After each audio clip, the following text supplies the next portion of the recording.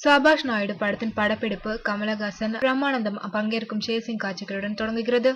மலையாள இயக்குனர் ராஜு மேனன் இயக்கத்தில் கமல், ஸ்ருதிஹாசன், பிரம்மானந்தம், ரம்யா கிருஷ்ணன் என ஏராளமான நட்சத்திரங்கள் இணைந்து நடிக்க போகும் படம் சபாஷ் நாயுடு. கடந்த மாதம் இப்படத்தின் பூஜை நடிகர் சங்க வளாகத்தில் நடைபெற்றது.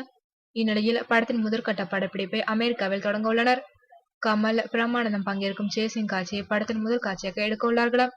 இருவருக்குமே டூப் போடாமல் நடிப்பதால் அதற்காக படக்குழுவினர் சில நாட்கள் ஒத்திகை பார்த்துள்ளனர். இதில் கமல் உளவுத்துறை அதிகாரியாக நடிக்க அவருக்கு நண்பராக பிரம்மானந்தம் நடிக்கிறார். தமிழ், தெலுங்கில் பிரம்மானந்தமும், ஹிந்தியில் சௌரப் சுக்லா கமலுக்கு நண்பராக நடிக்க இருக்கின்றனர்.